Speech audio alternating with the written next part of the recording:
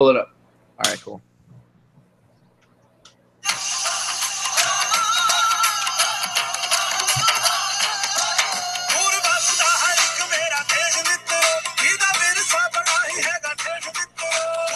Just gonna jam out to that a little bit, I guess.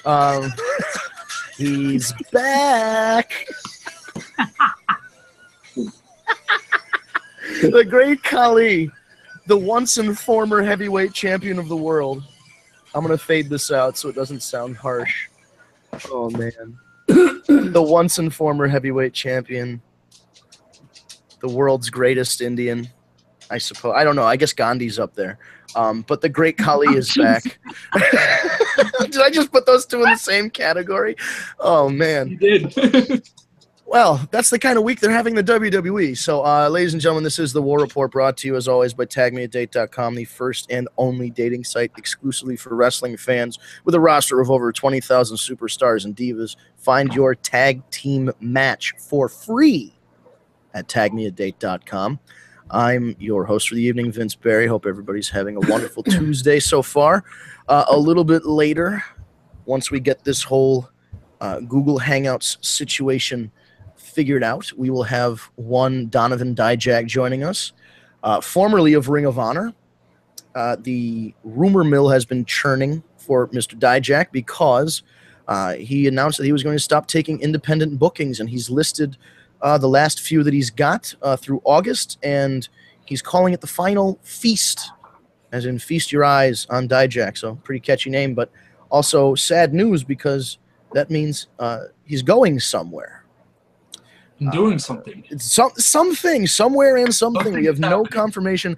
I'm going to see what we can pry out of him tonight because I think he's probably going to keep it under wraps until he is ready to make a full announcement. But we'll see what we can get out of him because really the options are limited. Realistically, if he's ending his independent bookings, that means he's going to Japan, he's going to NXT, or he's re-signing with Ring of Honor. I think the signing with Ring of Honor is the least likely of the three.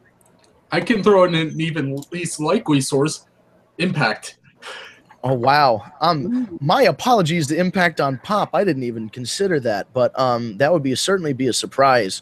I will say this. Holy shit, it would be great for Impact. First of all, if they got Dijak, that would instantly, oh man, you could make him one of those mid-card champions for a little while and then bump him right up to the world title. 6-8 months. He could be huge for Impact. So wow. Here's one thing I will say, and I've been aware of Dijak for quite some time now, and I've been around him for quite some time. And I've always said he's going to be the real deal. Since the first time I saw him in Northeast Wrestling, he was going to be the real deal. When it comes to Vince McMahon and what he likes, Donovan Dijak is the total package. This is what Vince looks for. He's got the looks, he's got the build, he's got the size, and he's agile. And he's not too shabby on the microphone. He really is kind of the total package guy. Just from an inside perspective, I can tell you that the perception always was, book this guy for as long as you can. Yep. Because you're not going to be able to book him for long. And I know he's only been in the business maybe, 4 or 5 years. We'll get into that with him. But he hasn't really been in that long. And the idea was, always the theory was, well, he just started wrestling. They don't ever really sign anybody their first year unless he's Flex Kavana and it's The Rock. You know what I mean? They don't really do that anymore. So they keep tabs on somebody and they see how they do in the indies. And they let him sit in the soup.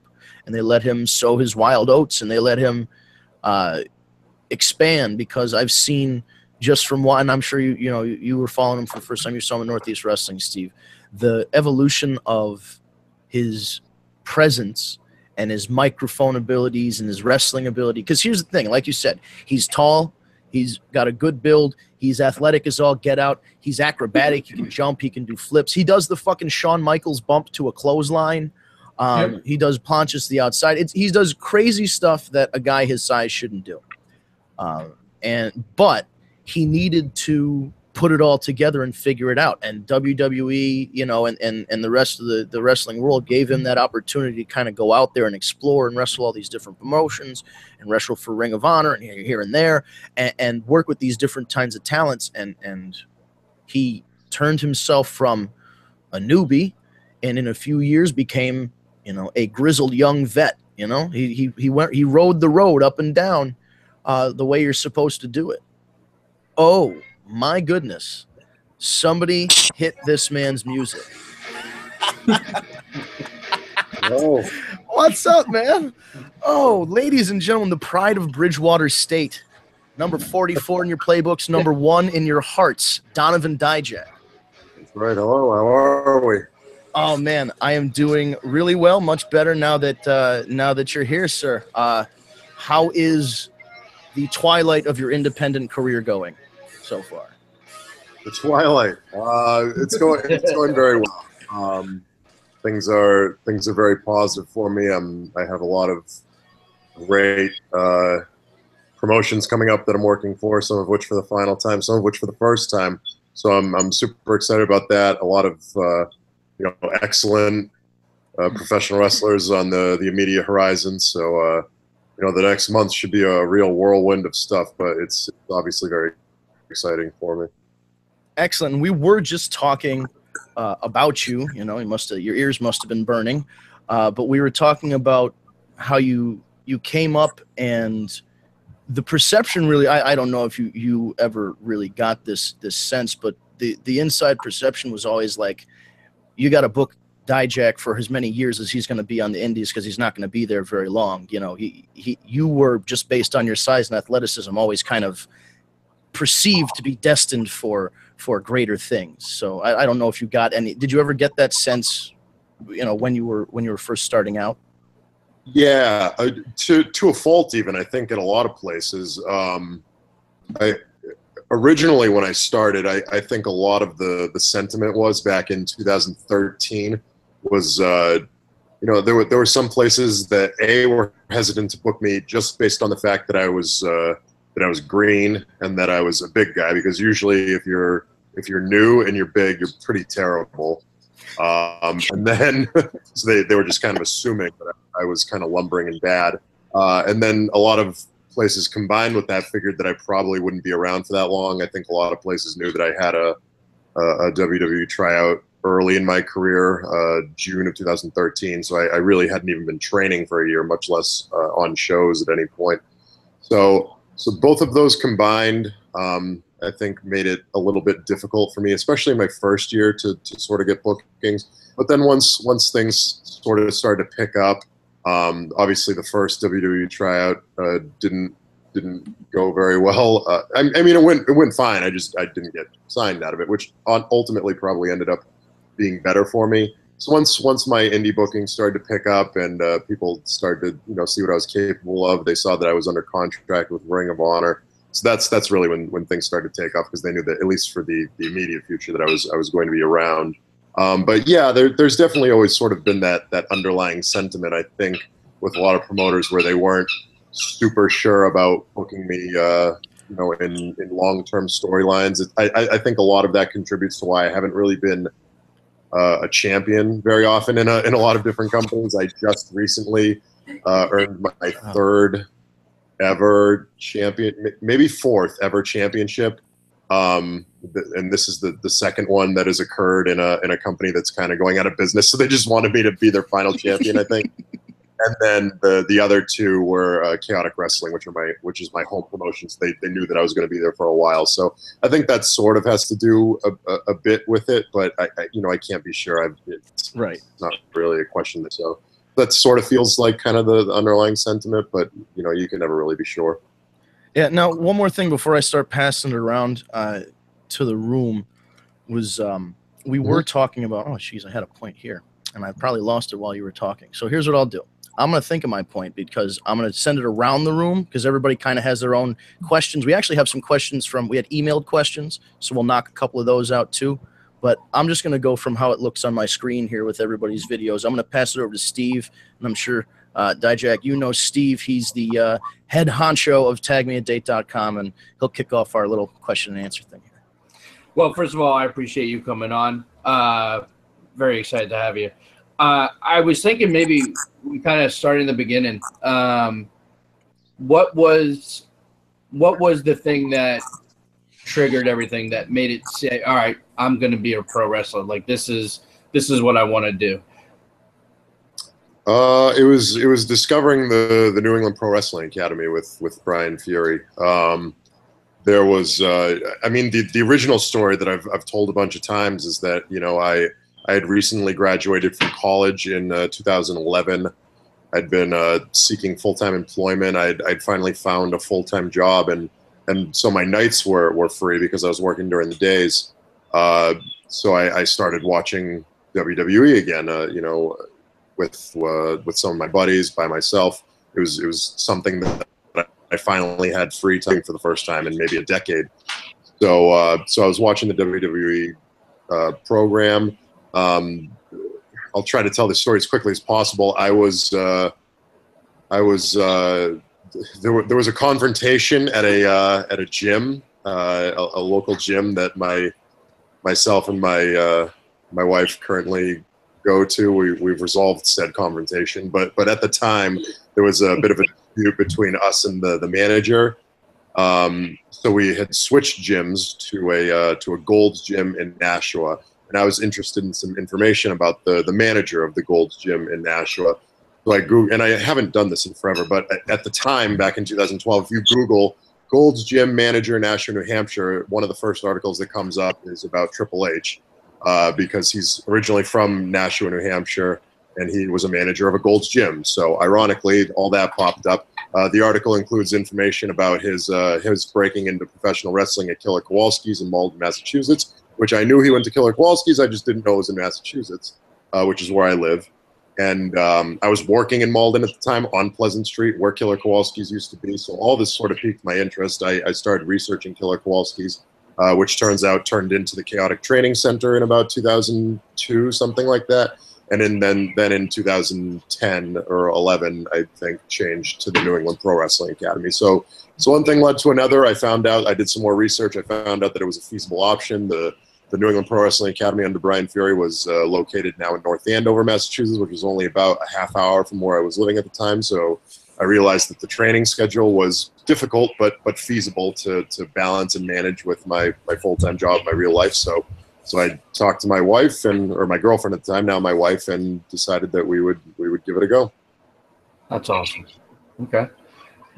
So let's go next. And let's Ryan. I got Ryan up on my screen, so go ahead, buddy. I'll go with a nice, cheap, easy question. What's your biggest influence? Wrestler, promotion? My biggest influence in professional wrestling specifically? Like what's your wrestler you most looked up to, or promotion that really were you Monday Night Wars kind of guy? Oh yeah, I've always been a WWF guy. I watched. Growing up, it was difficult to get it. We didn't have cable, so we only had the 4 channels or whatever that were available.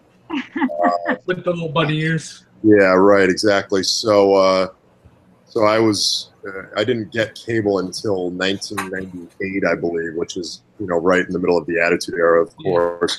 And my brother was watching WWF at the time, so I sort of tagged along, which was, you know, I was sort of familiar with the product, but I never really had any sort of opportunity to watch it until we got the satellite dish, and then I started watching the WWF product pretty exclusively. In terms of the guys that I enjoyed, I was a big Stone Cold Steve Austin fan. I wouldn't say that he influences my wrestling style too much. I mean, we're both he contributes about as much as maybe any other guy, you know, that I take bits and pieces from everybody that I watch, but I try not to, you know, let anyone influence me too much, because I want to have my own style, my own brand, so to speak. So I, you know, there's certain guys who are more my body type that I'll take bits and pieces from. But you know, if I like something from anybody in general, I'll do my best to put my own spin on it, so to speak. Cool. Kat, did you want to ask one of your questions or one of the listener questions? Absolutely. How you doing? We actually have a question from Randy in Seattle, and he wants to know actually who was your favorite person to actually be booked for, like for booking purposes. Now that's an interesting. I thought so too. I My was pretty favorite- impressed with this one. We need to Either find promotion. I don't know if they're asking promoter or promotion. So I mean, feel free to answer it as a person or as a company. So it's kind of two different questions too. Yeah. right? It's like he answered. The guy who asked it was he was good. He got two questions in one. So good job to you in Seattle there. The more it's a really hard question to answer because there've been so many promoters and promotions that have done right by me and done an excellent job with me, and I'm so thankful for. I'd say the one that probably comes to mind and sticks out the most is Beyond Wrestling, simply due to the fact that the way that I was booked there, and at the time that I was booked there, it was just this 2 to 3 year streak or run of all the top guys in the world, and that's really not something that can be replicated. That's Absolutely. Every so often in a different promotion you would get a feature match or something like that, but it seemed like for at least 1.5 to 2 years that every single month I was getting the top guys in the world between the list kind of goes on and on. My favorite is Keith Lee. Yeah, Keith Lee. That was our first match up there. I wrestled Tommy N there. I mean, there's so many guys that I don't have time to list them all right now. But you can obviously go on Beyond Demand and see all those matches because the progression. It started off with Eddie Edwards. It continued with this. Wow. Which people to this day still say is one of the best matches in Beyond Wrestling history. So and from there it just continued on, and it seemed like I was getting so many featured single just matchups that my improvement in the ring, no question, benefited greatly from my experience at Beyond Wrestling. Yeah, I feel like they gave you the ball, which is nice because it felt like, because I know there was some persnicketyness, I guess, for lack of a better term, right now between like Ring of Honor and the Beyond thing, and I know I could tell the way you were leaning because Beyond always seemed to do you right, and like you said, booking with top level talent, and Beyond's one of those places that I'm very interested in eventually trying to work for, or at least I haven't even been on to one of their shows yet, and I know they run like all the time. But one of the other promotions you've been working for recently that I wanted to ask specifically about, good question to bring up, or a good time to bring it up, is Wrestle Circus. Mm-hmm. Yeah, I actually just finished up my last date at Wrestle Circus. Unfortunately, I think I ultimately ended up doing 4 shows for them, and every single one of them was a great experience. Yeah, they're doing some new stuff with technology. Like they're streaming all of their pay-per-views now on Twitch instead of doing like Flow Slam or one of those things. And it seems like and they listen a lot to the internet fans. It just seems like they're kind of a progressive promotion. Do you get a sense of that when you're down there, that they're trying to innovate things in wrestling, or you think what's your take on the Wrestle Circus? Yes, no question. With the internet especially, I know Al, the owner, is a very tech savvy guy. I think he's had a lot of success in internet ventures. So he's obviously on the forefront of a lot of those things. But really, all of independent professional wrestling is doing an excellent job. And there's so many different companies that are having so much success with different platforms and avenues that sometimes they work, sometimes they don't work.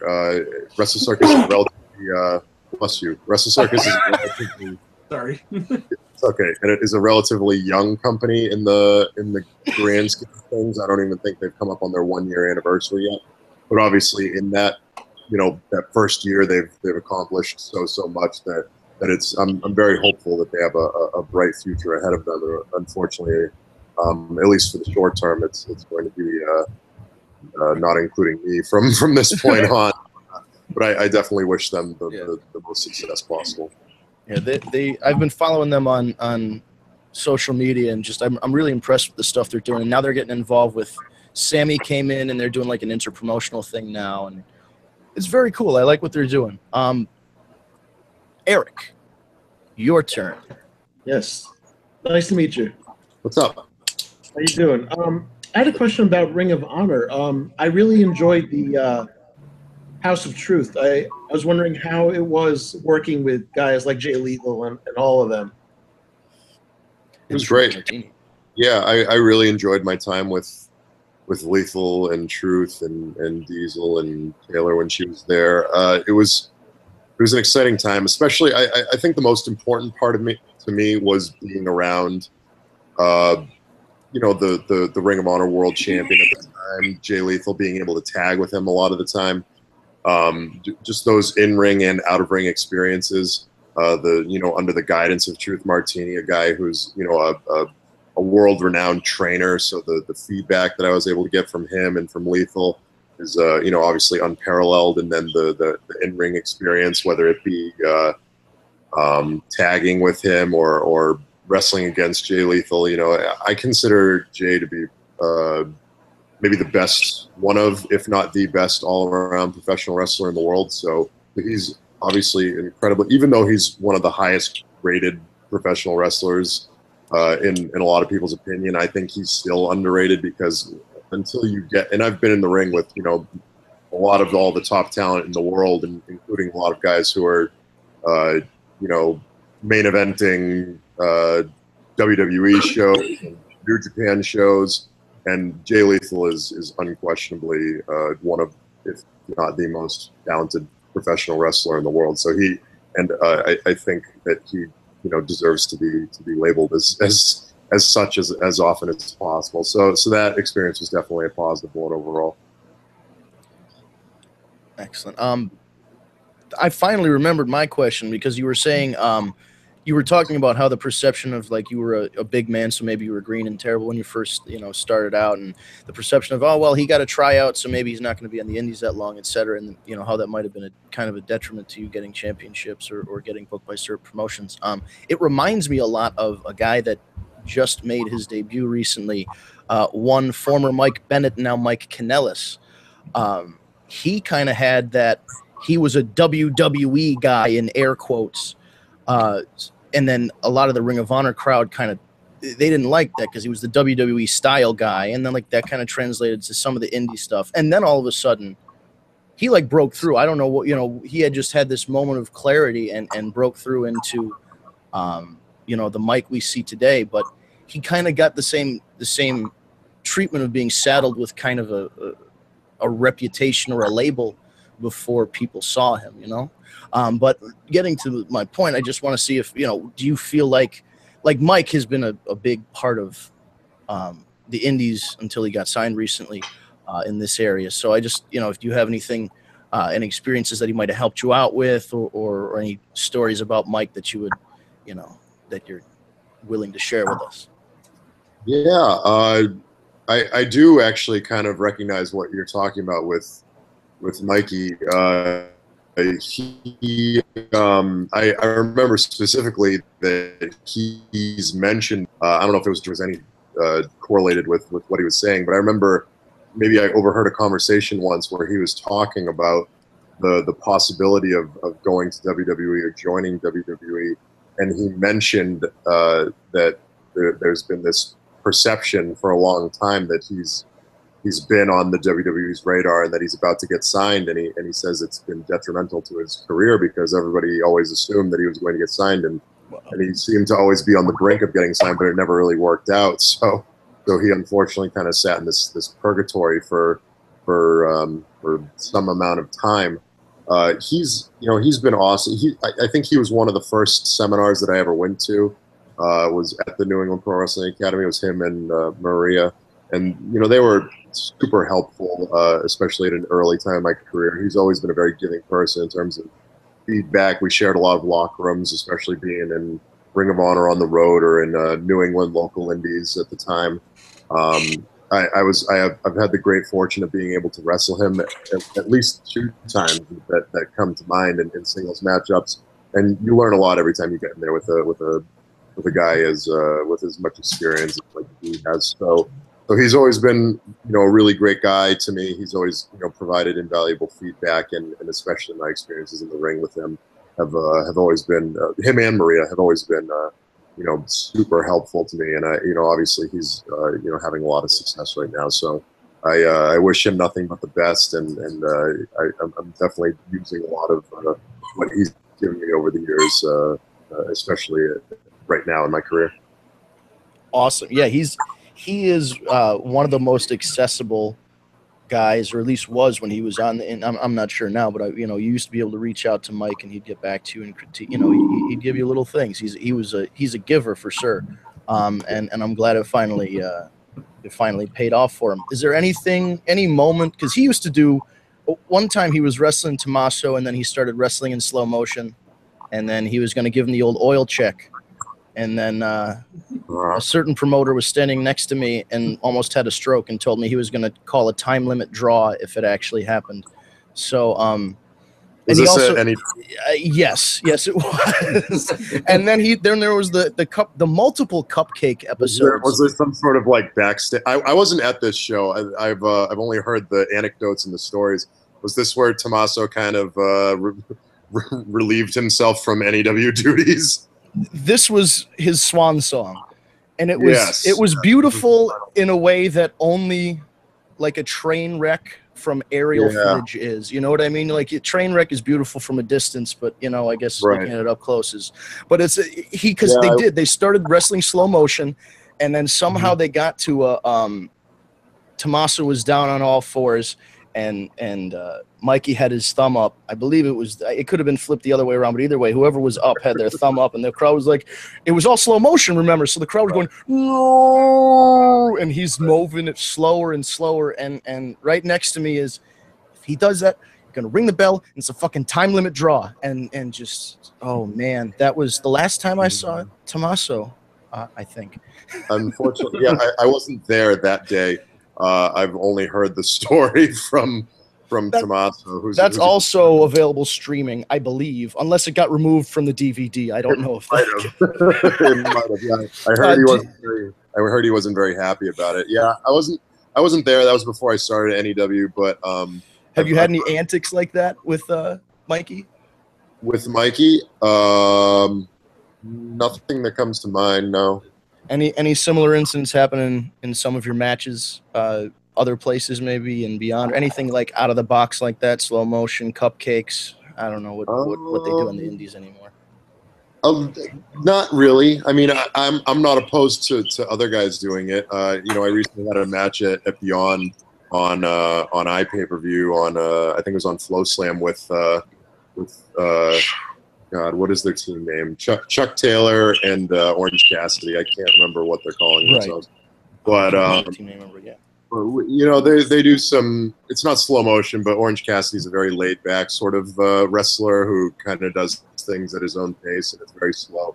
So I don't mind playing along when it comes to stuff like that, even if it's outside the box for me. I'll do what I feel like my character would do in that certain circumstance. I've done a bunch of intergender matches before, and I try to make it work as best as possible. But for the most part, I try to stay true to my character and my sort of psychology behind wrestling. But I like to consider myself a very what's the term? Adaptable wrestler who can wrestle anybody, any style, anywhere, anytime, in front of any crowd. So in that aspect, I do my best to make sure that they're looking for any particular matchup. And I try to be as as pliable, I guess, in terms of who I can wrestle and how I can wrestle and things like that. And I think ultimately it ends up kind of pissing off a lot of people because they don't think that I should be deviating from the style that works best for me. But to me, ultimately, I think it pays off in the long run because I think it shows that I'm more than just kind of a one-trick pony. And I think people, especially promoters, can appreciate something like that.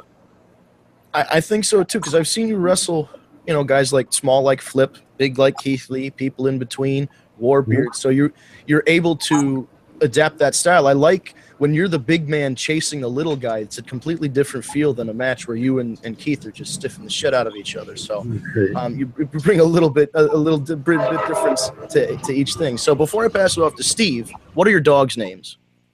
Yes, please. Brody. Brody's Rowdy. the white one. They're both miniature schnauzers. And this one right here that brought me this purple kangaroo. Oh, now he's upset. Freaking gifts. This is Oliver. Oliver and Brody are them. Oliver and Brody, that's cool. Apparently, Oliver's camera shy. He doesn't want to. But Brody doesn't mind. Brody will. I noticed he was very comfortable just sitting there. Yeah, Brody's the little cute one, so he doesn't mind being on camera. Oliver, I guess, has some self-image issues. He's not getting paid, so he's not on camera. Right? Yeah, he wants to get booked. He wants that money. So, Steve, what's your? We'll pass it down the line. What's your next question? So all the conventions and all the shows and everything you've done so far, the biggest name that you can remember that you had a conversation with, and what was the biggest take that you took from that person that you've taken with you, and that it's something that's helped you become, the wrestler that you are today? A good question. Biggest name. Wow. I didn't want them all to be layups. Right in the message. Yeah, I mean, some of the bigger names that I've had conversations with. I mean, Do you mean like legends, or do you mean like current guys, Steve? I mean any legend or legend. I mean, because you've done like stuff with Steamboat, and you've done stuff with Flair, Foley, Flair. So you've got a yeah. They've all given me really good feedback. I remember one time at the High Spots wrestling camp, Dustin Rhodes popped in for a little bit. And sat us down and talked to us. That was a great experience. Dusty was always a great experience because he was always just willing to give. He was a straight shooter. He'll give you feedback, positive or negative, and Yeah, they've always given really good feedback. I'd say especially one that comes to mind more probably than anything else is just because it was recent and I have a terrible long-term memory. I honestly can't remember for the life of me what Dusty was saying on that particular day. But that's not because what he was saying wasn't important or that I didn't apply it or use it to this day. It's just because I have a bad long-term memory. I always have. My wife can attest to that. I do remember specifically what Steamboat gave both me and Cody as feedback when we wrestled in Pennsylvania. Was it Pennsylvania? You might have done it more than once, but I think there was definitely one in Pennsylvania on that loop. Yeah, so it was the one where Steamboat was the guest referee, and he gave us some feedback on flying a hold and waiting for the crowd, and it was definitely old school psychology, which I can apply and respect, but more so than directly to what he was talking about. I think it's applicable to as an overarching sort of wrestling theme that we were not letting the crowd reach their peak and not taking away from the crowd so we can build them up more as it builds on. So I think that's definitely something that I've been working on applying as of late. But I've gotten feedback from Steamboat a couple of times, from Flair, Foley, Dusty Rhodes, Briscoe. So there's so many guys, and it's always super useful, and it almost it's unfortunate sort of a little bit, but you do have to sort of pick and choose what's applicable to you and do your best to filter it into your work, so to speak. No, that makes total sense, and it's true, because when you've had the honor of being given words from all these top legends, you probably take a little bit of something from everybody, and certain people will apply it to their style. So that makes sense to me. Absolutely. I mean, and it's wonderful that you even had the experience to do that. I mean, some guys go years without being on a show or be involved in a show that has a name guy like that or a legend on it, they might spend all this time grinding on smaller shows. So just the fact that you even got those experiences is great for somebody who just turned 30. So it's kudos to you for that. Ryan, next question. Yusa. As long as you don't sneeze. Interesting question. Any angle signing or anything like that you in the past that you regretted currently? Any angle? Angle that he was part of. Ooh, man, you guys are being a lot. I was being so nice to him, and you just slammed him there, man. All right, go ahead. So just anything in wrestling that I've kind of regretted doing? Yeah. Okay. More interesting than just a glamour, like, oh, everything is. Let me think for a second. Were you the one that broke the sound system at Beyond Wrestling? Oh wow, yeah, that was. That's actually a great one. Yeah, that's probably right at the top of the list. Okay, so I'll say that one, and so that story quickly is I was in a triple threat match at Beyond Wrestling, Vet Music, a venue we don't run anymore, probably because of this. It was American Rana, so I guess that was about, was it a year ago? I guess it was a year ago because American Rana's this weekend. Yeah. Yeah, it was right before my wedding. My wife just reminded me. So we had a triple threat match, myself, JT Dunn, Chris Dickinson, and this was to determine the ace of Beyond Wrestling. So it was more or less the match of a year-long storyline that we had going on. It was right before intermission. I had a bunch printed. I ended up winning, which I for a while, Beyond was the only place where I was ever winning a match.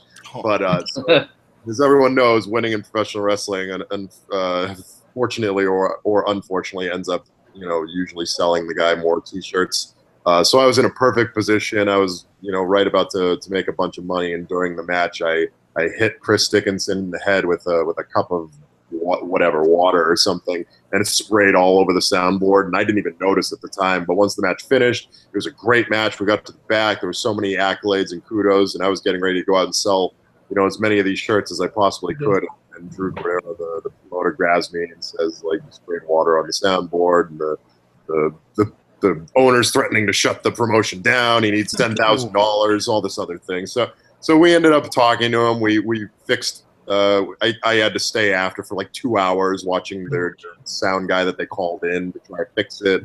We ended up fixing like half of it, so we need to replace part of it. I think it ended up costing like $3,000 or something. I ran a sale with 8x10s and all this stuff to try to raise money to help hedge my costs of that. I think we ended up raising like maybe 2,000 of the 3,000, and I paid for the other 1,000 out of some of my pay for upcoming shows. So ultimately, it wasn't too bad. So but it did suck, and it was pretty difficult to organize all that crap. So I do definitely regret that. And then another one that comes to mind was this. It was Blitzkrieg Pro Wrestling in Connecticut. Not the show that everyone's gonna think I'm talking about, but a different show. This was one where I was wrestling Brian Fury. We called the whole match, and he was in a stable at the time. I don't remember the name of the stable, but it was like him, the Hoods, this guy Justin F, another guy. I think he had a manager. DG Haven, I think, was managing him. Maybe one other person that I'm forgetting, and I'm sorry to that person, but I can't remember who it was. So anyway, they had this whole stable. So I called the match, and I said, I'm going to do this misdirection thing where I set up Fury for a moonsault, and then instead of doing a moonsault, I'm going to jump to the top rope and do a dive onto all the managers who've been interfering. Well, fortunately for me, we called the whole match, and then like none of the managers showed up. So it was just like one guy and the manager, who isn't a trained professional wrestler. So in my head, I was like, oh, screw it, I'll just do the dive anyway. And of course, it's a dive that I shouldn't be doing onto one person. And of course, it's a venue that doesn't have padding. And of course, it's not only not padding, but it's like a cement floor. So I did the dive. I think I totally undershot the dive. And since there was only one guy, he wasn't able to catch me. and I crashed and kind of kind of hurt myself pretty badly. Nothing like debilitating or anything, but I was in an awful lot of pain that particular experience. So that was pretty horrible, and I definitely regret that that decision. But there's no question that I learned a lot from that, and it's definitely benefited me in the long run because I've sort of changed up my formula in terms of dives and when I do them and what kind of high risk maneuvers I take and things like that. So even though I do still do a lot of high impact, high risk stuff, I try to calculate it a little better according to like what I'm provided with my surroundings. So it works out a little better in my my favor, well-being. Yeah, I guess you have to learn the trajectory at one point. If you overshoot it and undershoot it a couple times, you learn where to go right in the middle there. So yeah, and it's not a big deal if you do it at like Ring of Honor, for example, because the padding there is so nice, and there's so much of it that even if you undershoot and nobody catches you and you take a flat back bump on the ground, it's not a big deal because the padding is just so wonderful that pretty much anything kind of protects your fall. But if you're in just some venue with whether it's an unprotected ring apron or these posts or these close barricades. I've crashed into close barricades a number of times. I've been fortunate to not have to that I haven't been in the same boat as like TK O'Ryan, who I don't know how he got that far on hard cam side at ROH, because they give you a ton of room on hard cam side to the point where they can fit 2 full sets of padding, but he somehow did an SIA and got all the way to the barricades and just destroyed himself. So he got some distance shit. He did, yeah. Unfortunately for him. Yeah. So that was the lesson. There is you can do it in a certain setting, but the concrete or the basketball court, those must be the least fun. What's worse, the concrete or the basketball court? Concrete by a lot. Basketball court has a lot of give. I played basketball for 15 years, and I would fall on basketball courts constantly. It's not that bad. The concrete is always the worst. Those marble floors and like VFWs, they're awful. Yep. A lot of times guys put down padding and the padding doesn't do anything. A lot of the times there'll be like a low apron, so you need to worry about that if the ring is real low, because then if you're doing a dive, you don't have much time to rotate. Barricades are a huge concern because they'll often destroy you. If you're way too close to a barricade, you can land on one or hit your head on one. All of these things have happened. Unprotected ring aprons, especially if I'm doing like an acai or a Fosbury, I've hit my head on unprotected ring aprons, so those can be very detrimental. So I try to weigh all of it, and the amount of people I have catching me, I've learned very quickly that if I don't have at least 3 people catching me, that I shouldn't do any dive that doesn't involve me landing on my own feet, because 2 people just isn't enough to catch me. And if I'm doing a dive where I can't land on my own feet, then I'm going to take a flat back bump on some unprotected surface, and that can be super detrimental. So I try to take all those things into account, and just put on the best performance possible, basically. Excellent, and staying safe. That's the important thing. Is I appreciate that a lot of guys want to try new moves or try dives and stuff, but it really pick your spots and realize you got a bump card and all that, and just don't do it stupidly. Just do it in a proper way. So I don't know if you've noticed, but I've never really done. I don't think I've done a dive ever on a Northeast Wrestling. What do they call it? A stadium show. Oh, because I think there's padding, but I don't think there's much, and it's usually on like a baseball field with like this like gravelly sort of nonsense that's out there. Right. That I remember I did a dive at my first stadium show ever. It was Field of Honor like 2 or 3 years ago, and I ended up like scraping myself up super bad, and there was all these. It wasn't a smart decision. Even though it was a Fosbury, so it was a dive where I land on my feet. But even if I land on my feet, usually you hit your feet and then you kind of roll onto your hips or whatever. Right. But even doing that, I ended up kind of scraping myself up. So ever since then, I don't think I've ever done a dive on a stadium show. And for the most part, a stadium show it's usually It's usually in front of like a lot of kids and families and stuff. So a lot of that stuff would get lost on them. And I'm usually the bad guy, so to speak. So doing flashier stuff doesn't really make sense. So, Right. so I've never done one, but I have one left. So You never know. This Friday, so you never know. I still don't know who I'm wrestling. Maybe they announced it. I know he said he was going to announce the full card last night. Do you honestly believe? Now, here's a good question for you. Do you honestly believe that if they announced your opponent on Tuesday, that it's going to be the same opponent on Friday? That's another good point. I'd say it's about a coin flip with Northeast Wrestling because usually something happens, whether someone's flight gets canceled or someone doesn't show up or something happens where my opponent often gets changed. But I'd say about 50% of the time it's accurate, so it's at least worth looking into. Yes, absolutely. So check that out. And there is going to be a stadium show this Friday. You can catch Dijak. I mean, how many shows do you have left at this point? I think I got about 10 actually left. I can go through them right now. It's in Northeast Wrestling in Bristol, Connecticut on Friday.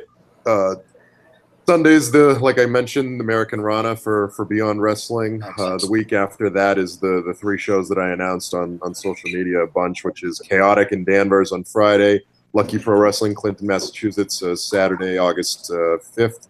August 6th is my final Northeast Wrestling show in Bethany, Connecticut. And then after that is Progress in New York on the 11th. And then after that announced, I have PWG Bola. So that's 3 more shows. So however many that adds up to. Wow. Excellent. So you got opportunities actually pretty spread out across the country to see Dijak for the last time. And also, I guess we should mention you've because I like the design as well. The Final Feast T-shirt available. Where's that? Pro Wrestling Tees? It's exclusively on legitfitdesigns.com. You just click on their store, but I think there's a link right on the front. So that's where you can get it exclusively online and at any of those shows that I just mentioned, because I got the shipment notification on Friday. It usually takes about 3 days to ship, so it should be at my doorstep tomorrow, I think. And I got 100 of those. I don't know if that's way too much or way not enough, but we'll probably find that out very quickly after this weekend and either order more or my wife will beat me up for ordering too. And you can just take all the like triple XLs and fashion them into dresses for her. There's all kinds of creative things she could do. She loves a nice t-shirt dress. That's her favorite. So what we'll do is we'll have Kat do one more, Eric do one more, and we'll close out. So Kat, you can go ahead with this next reader submit a question. I would love to, but actually promised Autumn that I would answer Oh, the go question for it. Then we will get an Autumn submitted question. That's a listener. She listens to the show when I'm not being a sailor. So she's been listening to the whole show in the other room. Oh, good. I'm glad I've been PG for her today for the most part. That's my 8-year-old. That's my 8-year-old daughter, and she wanted me to ask you, what is ultimate dream match? Ooh, that's a good one. That's got a good one. It is a good one. Ultimate. I know we got outplayed by the 8-year-old. Is it ultimate as in ever or right now? Ever. Who would you ever want to have a dream match with? Past or present? Ooh, The Undertaker. Yes. Oh, I'd like to see that. I would love to see That would be fun. Would you want him with the skull? Like, what era of The Undertaker would you want him to be? 2005. Ooh, that's a good. Yeah, that's right in that good era of those solid post American Badass years when he got back into the dark side stuff. Good choice. Yep. How about somebody from the current roster, whether it's main roster WWE, main roster New Japan, or anywhere past that? So forever I was saying Cesaro, because I think Cesaro is the best, the most in-ring wrestler, in my opinion, in the history of professional wrestling. But lately I've been sort of adjusting that answer because the Undertaker retiring kind of hit me. Not in an emotional way, but sort of in a realistic way where when he retired, I realized that I'd never be able to wrestle the Undertaker, which was a super bummer. So when that happened, I realized that when people were asking me like what my current dream match was, I should probably adjust it so that I never miss an opportunity like that again. So at this point, I've been saying like Brock Lesnar or Triple H. Mostly not mostly, but obviously they're two of my favorite wrestlers of all time. But I would like to make sure that I'm able to get a match with those guys because they seem like they're sort of on the back nine of their career. Hopefully they're not. I hope both of them wrestle forever, but I'm hopeful to have a match with those guys before they hang up the boots, so to speak. I think those would be awesome matches. Donovan Dijak versus Triple H or Donovan Dijak versus Brock Lesnar would be money. I think I would want to see the Brock Lesnar match just because. I mean, he's so damn big, and I know you wrestle guys like Keith Lee's size, and you throw them around like they're smaller guys. So if you would be able to, I would want to see how you'd be able to pick up and handle a guy the size of Brock Lesnar. Brock Lesnar is so unbelievably talented. I think I mentioned that I feel like Cesaro is the best in-ring wrestler in the world. Brock Lesnar is probably the best wrestler in the probably history of professional wrestling at making everybody else around him look good, which is kind of odd considering the kind of wrestler he is, because he's such an intimidating presence and force. But really, the beauty in what he does is making everything he does so believable and making everyone around him look so awesome, including himself. He's just unbelievably talented, and I would absolutely love the opportunity. And Triple H is borderline almost the same thing. So I think both of those guys, all three of those guys, are so unbelievably talented, and I would love the opportunity to get in the ring with them. Can you say thank you, Mr. Dijak? Thank you, Mr. Dijak. You're very welcome. Very polite children. That's the best part about when Kat's kids get on here. They're all very polite and well behaved. I don't know how they are the rest of the day. And knowledgeable. Yeah, sure. About wrestling. And they know they're wrestling, even though Autumn's 8 years old and she does wrestling trivia, and we get video clips all the time, and she knows stuff from the 80s and the 70s. It's wonderful. That is wonderful. When you can't teach, there you go. Go Enzo.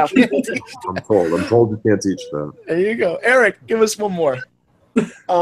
Is there anybody in the business that you haven't met that you wanted to, that like means a lot to you? Stone Cold. Now, they haven't gotten you on the Stone Cold podcast yet? Not yet. See, somebody Looking forward to that one. that would be a great podcast to finish out if you're heading somewhere and we don't know where exactly you're going, but if you were, it would be a nice transition if you exited with a Stone Cold podcast. So maybe like that book The Secret, we can will that into the universe. So if somebody hears that, if somebody hears it, tweet it out, see if we can get Stone Cold's attention. That would be. There's so few guys left in professional wrestling that I haven't met or had a conversation with, and somehow he's eluded me for many years. So I would love to meet him, to talk with him. He's, like I mentioned before, he's the guy that I was the biggest fan of growing up. So it would be awesome to meet him and pick his brain and discuss wrestling with him. And that really is a good answer for the modern era, because he's kind of transcended that point of being a WWE legend into just being kind of a pop culture icon. Mm-hmm. And people who aren't necessarily wrestling fans, they know Stone Cold, and that's a good thing to aspire to be, as a guy like The Rock or Stone Cold, where it's John Cena now, who is beyond just being a WWE superstar. Yep, no question. So I know I said we had Eric will finish us out with our questions, but how about this? I'll give you one more, and you can decline to answer or what have you, but I have to ask it. What can you give us on the future of Donovan Dijak past the Final Feast tour? So once you wrestled your last independent match, what can you give us on the future? Look at the smirk. I can give you that it's hopefully very exciting for me. As I've mentioned a few times, I have some promising prospects, but nothing yet is set in stone, unfortunately for me. But the things look good, and I'm not retiring from professional wrestling. I'm going to continue professional wrestling, and hopefully it's in a wonderful place. All right, so you heard it here first. Donovan Dijak debuting at the G1 Climax for New Japan. The G1 Climax that's currently taking place. Yeah, right. They're just going to throw me in the middle of it. Just kind of he's gonna run it. That's all. He has a plane ticket in one hand and his bag in the other. He's like, I'm coming. Mr. Dijak, and I know it's funny for me to call you Mr. Dijak, but I feel I need some formality here because we are nearing the end of our interview. And I've been very impressed with the progression of Donovan Dijak, and I've been awed to see where you've come from and where you're going, wherever that may be. I can't wait to see that. And I think on behalf of all of us here, Tag Me a Date, and myself, I haven't worked with you a lot. Congratulations, whatever it may be. Congratulations in advance. We wish you all the best luck. Stay safe, stay healthy. Get your wife's image spray painted on the back of your sport coat. That seems to be the thing. Like, Mike did.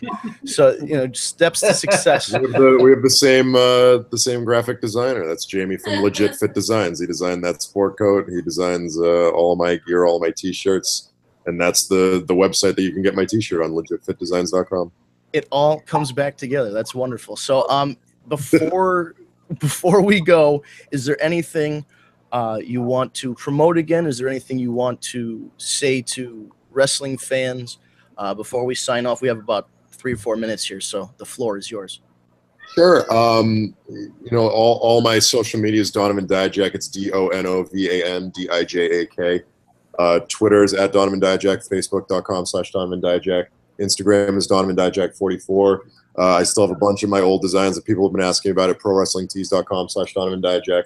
And I'm going to be announcing another campaign, another fundraiser tonight, which I haven't done one in a while, but this one's very important to me and very close to me. So I hope everyone keeps an eye out for that. Keep an eye on my social media, and hopefully everyone is as generous with this one as they have been in the past.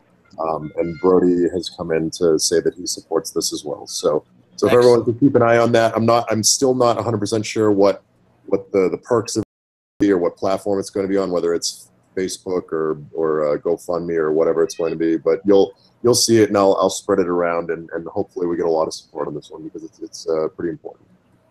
Excellent, and I love that you do that, and you've done that in the past, and hopefully you can continue and have a bigger platform for giving in the future. But Thank you.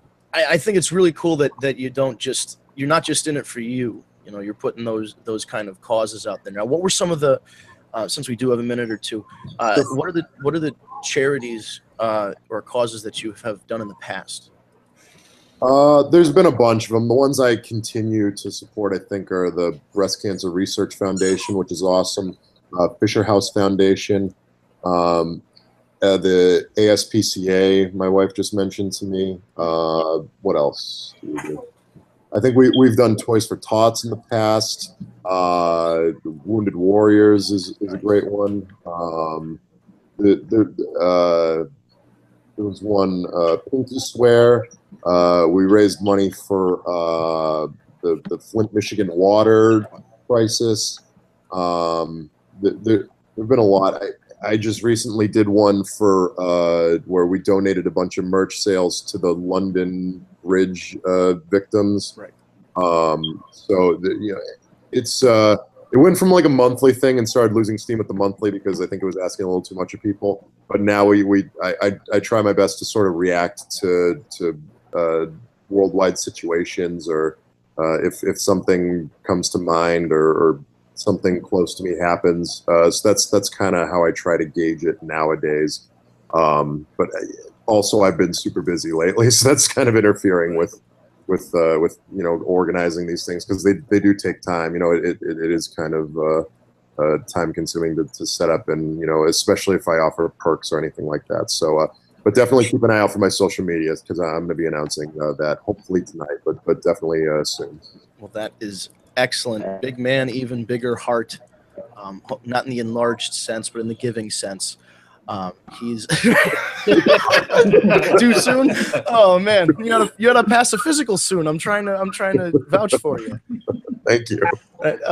Well, this has been the War Report with Donovan Dijak, brought to you by Tag Me a Date, the first and only dating site specifically for wrestling fans, with a roster of over 20,000, somewhere in that range. Superstars and divas. You can find your tag team match, your triple threat opponents, or your very own personal Royal Rumble if you're the Godfather. So Wow. sign up for tagmeadate.com. It is free, and it is an interesting experience. You get to upload a user promo, so you can show off your promo skills, or you can upload a profile picture, put up your favorite wrestler, favorite pay-per-view, favorite tag team or manager, etc., and you can search by wrestler, by zip code, however you feel like you're going to make your tag team match. That's tagmeadate.com. Anything else, guys, before we close out? Anybody here? Dijak, thank you very much. Appreciate it. Thank you. Yes, thank you very much, Mr. Yes. Dijak. Very much appreciated. Best of luck in the future. Yes, best of luck. Appreciate it. Steve, hit the And button. hug that